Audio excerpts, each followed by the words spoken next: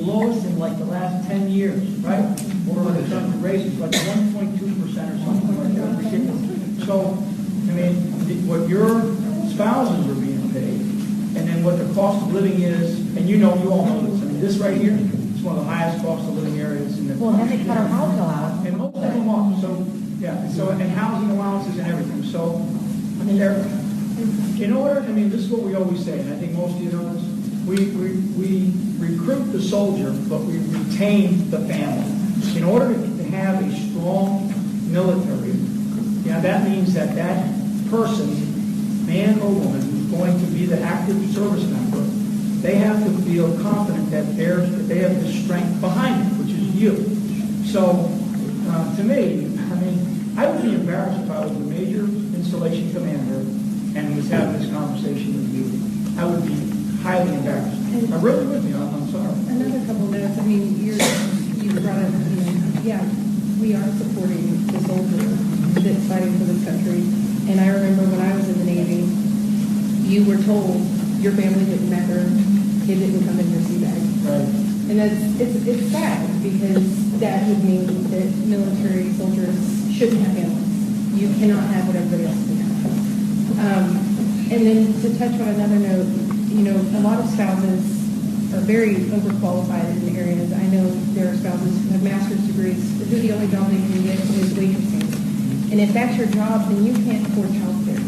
Because yes, we have subsidized child care on base, but there are so few spots provided on base that you cannot get a spot on base in the subsidized child care. And then the FCC providers in the housing, they don't provide subsidized child care unless you're going through the, I guess, mile-long list of paperwork in order to get on the wait list, and everything has to be approved. It's horrible. I mean, to be able to not work because you can't afford child care, therefore you can't bring in a second income.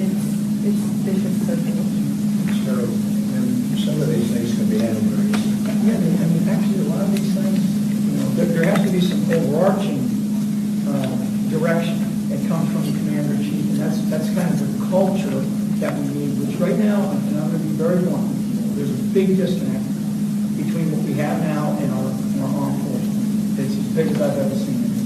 So you set from the top a culture that cares. Number one is connected, and then two, I'll take it back to the commanders and the leadership. And you all know, I mean, some of your best advocates are going to be your sergeant major, your senior enlisted advisors, whatever. But part of what we're talking about here is we're talking about your economic health, which is not great. If the whole country Less than 20 spots for an infant under the age of 2. Yeah. There's so many more families than that here. It's such a big issue in childcare now is the single largest expense of households, even over housing and over half of the country. It's such a big issue. We ended up having to hire a private nanny that we could barely afford, but you want the best for your child, so you do what you have to do. They have transition systems in the military. What if they started actually transition systems for spouses moving to the area? Because if you stop to think, and this is something that where I live, right. you have an entire pool here of able-bodied, willing, and talented people. It is a waste of resources not to have a program to where, hey, these are the companies we're paired up with, these are the benefits we can offer, this is how we can get you into this position. And it just keeps that cycle going of continued growth, revenue. And the other thing is, you feel like you're contributing back. How are families doing once they leave the military? How are they doing in terms of jobs? Like, for instance, yourselves, how are other families doing as representative samples? Are they doing well with jobs or not? Because you would think they'd be incredible people. The few I know, they do very well with jobs. They do well once they're out. Once they're Once out. they consider Once them to you be can there. actually find a job and move to where that job is. And unfortunately, we can't necessarily do that.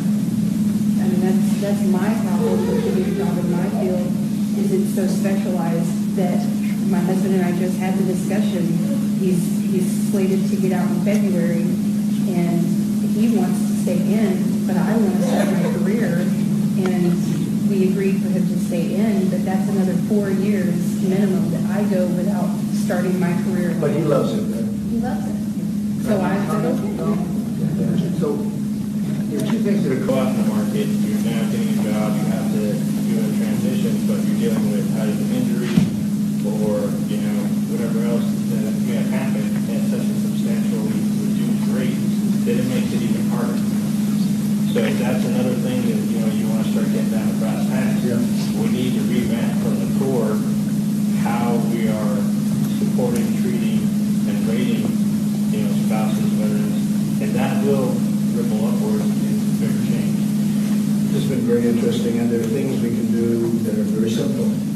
There are some things that you can do for other reasons. There's some complaints and so ridiculous that you're just not allowed to address those complaints. But there are things we can do that are really very simple. Any other questions? We'll point you on that. My big issue is security. When we talk about our service members going overseas, and their biggest focus is how are their families being taken care of at home. Most of the housing now is going to privatize, so the military is not in control of what's happening. A separate agency controls the housing, how it's maintained, how it's run. Our housing allowance just goes to them. Because of that, we no longer have gates in our housing facilities. We're told as military spouses to take all military insignia off our car, to monitor operational security guidelines on our Facebook pages, to not give any kind of military affiliation whatsoever because of the threat of ISIS and the threats that they make on us as individuals and as an organization. Yet we drive home into a gigantic population of military people in a housing community that we don't have gates because they say that they don't have the money. They take our housing allowance, but having a gate costs too much money. We're not allowed, the service members and spouses that have concealed carry permits are not allowed to carry in housing or on base because it's considered a military installation. We have had in the housing community at Langley, where we've lived for 2 years, we have had sexual assaults, we have had home invasions, we have had grand theft auto while service members are getting their vehicles warming up before work in the morning. And we're becoming a sitting target. They know we have From guns. people within or outside? of- Outside. There Outside. are criminals that are robbing the convenience store down the street and run through our housing development as a safe place to hide. And we're meant to try to feel secure, and we can't have those simple things like a security gate or to carry a weapon, and we're sitting ducks. And we keep telling our service members, go away, we'll take care of your spouses, but none of us are feeling safe, even in a housing community.